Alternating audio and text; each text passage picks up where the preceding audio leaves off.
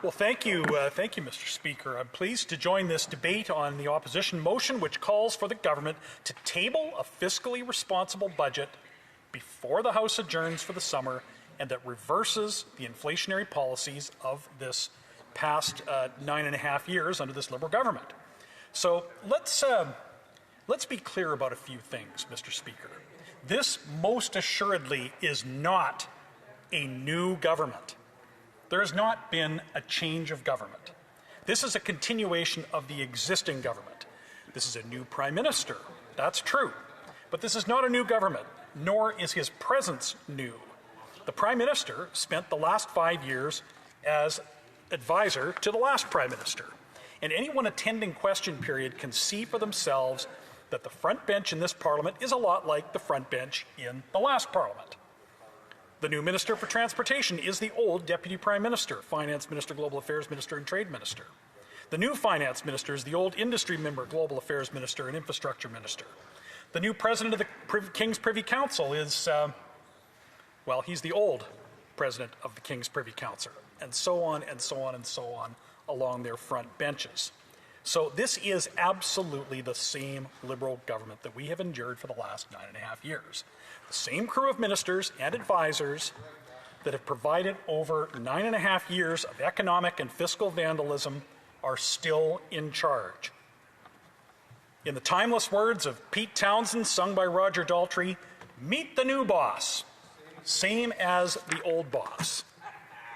This government, with a bunch of the same ministers, came into power in 2015. They inherited a balanced budget, and what the New York Times, and I know the Liberals, they would appreciate that as a newspaper of record, they called Canada's middle class the wealthiest middle class in the world back in 2015. The Liberals were elected on a promise to run modest deficits to fund unprecedented investments in infrastructure which lead to the budget balancing itself in 2019. Well, none of that happened, Mr. Speaker. The Liberals immediately plunged Canada into structural deficits without building any of the productivity-enhancing infrastructure that they had promised, and presided over a decade of zero per capita economic growth. Every single year, they piled on more and more debt while claiming to be bound by various fiscal metrics, always moving their own goalposts. Fiscal anchors and guardrails were declared and immediately discarded. Their 2015 election promise to balance the budget was completely forgotten. And by early 2020, some $90 billion had already been added to the national debt before anybody had even heard of COVID-19. In early 2020, the country was on the brink of recession, and the Liberals were about to blow through all their budgetary projections and table a $60 billion deficit. Then what followed in the years since were adding another $400 billion in deficit spending, the majority of which had nothing to do with pandemic relief. And so here we are today, after 9.5 years of uninterrupted inflationary spending, borrowing, and money printing. After 9.5 years of this Liberal government consistently exceeding every previously announced spending limit. After 9.5 years of bloat, waste, insider dealing, sweetheart contracting, self-enrichment, and smug, sanctimonious self-congratulations, we are in the midst of a full-blown affordability crisis of this government's own making and with no plan to get out. Right now, millions of Canadians are thinking very seriously about how they are going to feed their families in the upcoming week. For some, that might mean substituting chicken for beef. For others, that may be going without fresh meat and substituting something they can find in the discounted previously frozen section. Many families will go without meat or fresh fruit or fresh vegetables and are wondering how many boxes of mac and cheese it will take to get them through the week, or how they're going to put nutritious meals together for their kids' lunches. Many Canadians are increasingly unable to pay for food at all and are turning to food banks, which have seen record use across Canada under this government. And not helping things at all, Mr. Speaker, is a housing crisis, which has also emerged during this government's 9.5 years. Average rent and mortgage costs have more than doubled since this government was elected in 2015. That's why we're debating this motion, Mr. Speaker. We are in a food inflation crisis long in the making. All the elements of the food inflation crisis, which is exacerbated by a housing affordability crisis, were long here before the trade war, but now there's even greater urgency. Last week's food inflation numbers are horrific. Beef sirloin up 34%, oranges up 26%, white rice up 14%, infant formula up 9%, and the list goes on. Canadian families will spend an average of nearly $17,000 on groceries this year. And Mr. Speaker, we know that taxes, government spending, deficits, and printing money all contribute to inflation. The government has admitted as much. We also know that this government, who has once again claimed suddenly that it will do something to rein in its out-of-control spending during the most recent election.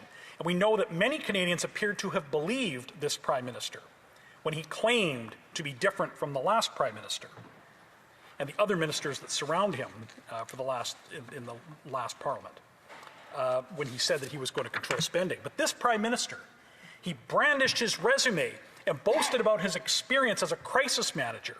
So where is the plan to deal with this crisis and bring down inflation, reduce food prices, increase housing supply, and increase the productivity of the Canadian economy so Canadians who work hard can regain their place as the world's wealthiest middle class? Well, nowhere, Mr. Speaker. There is no plan to be found because this Prime Minister refuses to table one. He tabled an estimates bill, which appears to double down on all of the failed policies and strategies of the past 9.5 years, but they won't table a budget. In absence of a budget, all we can do is judge this government by the estimates that it's tabled, and the judgment is a terrible indictment on this new Prime Minister and this tired old government. The estimates show that the government is on track to be even worse than before. The estimates show an overall spending increase of 8% at a time when the Liberals promised to restore fiscal discipline. An 8% increase. That's an increase in spending without concrete solutions for any of Canada's major problems. It is not fiscal discipline, it's just bloat. The massive 34% increase in the use of third-party consultants is proof of both a refusal to deal with out-of-control spending and a clearly broken campaign promise. And I know there are some in the press gallery or elsewhere who will say, and have said, oh, no, the estimates are not comparable to last year. You can't just compare the mains from last year to this year. You have to wait until the subs are tabled later in the year. These are just the mains, and they're not the government's full spending plan for the year. Don't you know the difference between the estimates and a budget? Well, to those people, I say, yes, we do know the difference. The estimates of the money that the government will actually be authorized to spend. It's not a budget. That's exactly the point. There is no budget.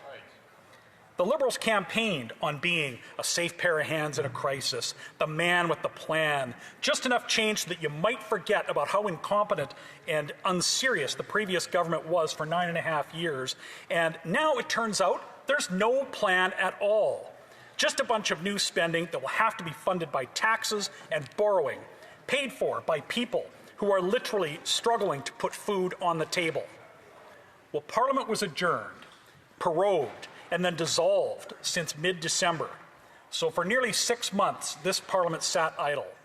The last sort of mini-budget that was delivered by nobody. There was literally no name on the fall economic statement and no minister attached to it during Justin Trudeau's last-ditch attempt to remain in power.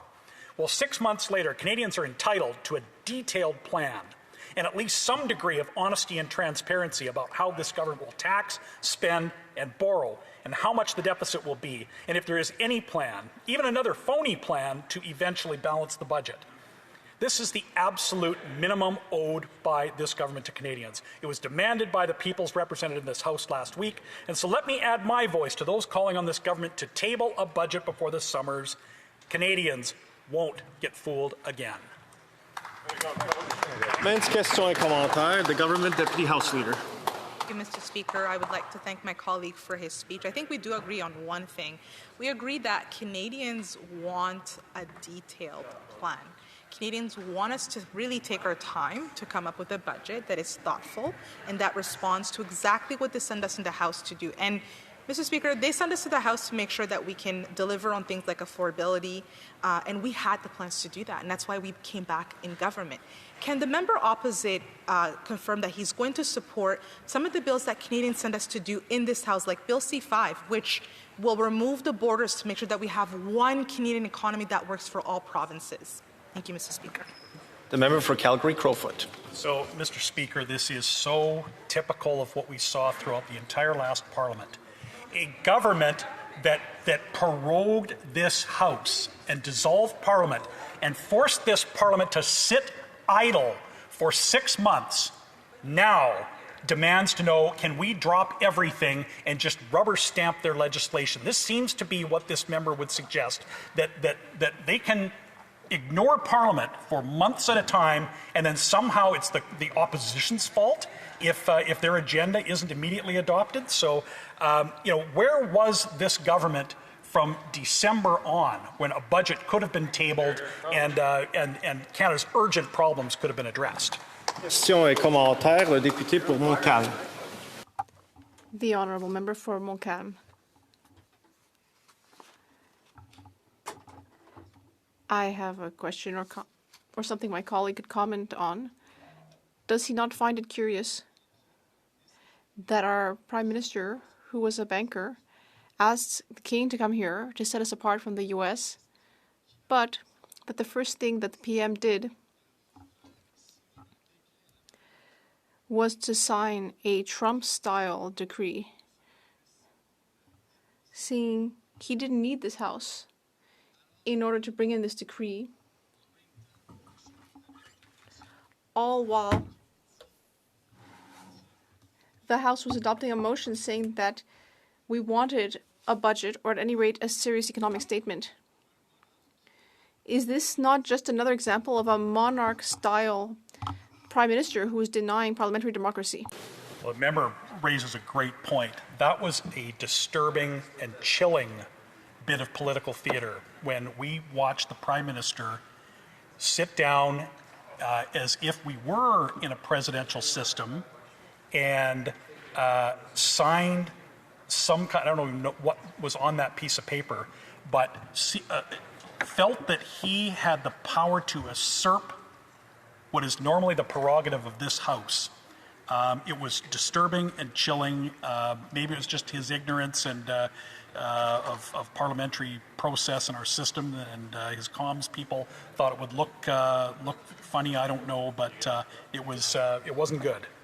Questions and comments, questions et commentaires. The member for Kamloops, Shuswap, Central Rockies. Thank you, Mr. Speaker, and you're doing a great job up there in the new role, recognizing all the names, because there were so many changes in this last election, like my riding name change as well. Really appreciate the knowledge. I'd like to ask my colleague if he's ever experienced any level of government or organization, large organization, be it nonprofit or for-profit, that has ever gone this length of time without presenting a budget that could be evaluated by anybody that might be opposed. The member for Calgary-Crowfoot. No, I have not. Questions and comments? The member for Barrie South Innisfil. Thank you, Mr. Speaker. And I want to ask the honourable member, not having a budget, there's been rumors that they may separate operational and capital budgets so that we don't get a full reading of the state of finances in this country as it relates to revenue, debt, deficit. Does he think that that's a possibility with this government? Member for Calgary-Crowfoot, a short answer. Well, he has certainly signaled that he would like to do that, which is using accounting trickery to deceive Canadians about the true nature of the deficit. This has been tried at the provincial level. It doesn't work. It's a mistake if he wants to go that route.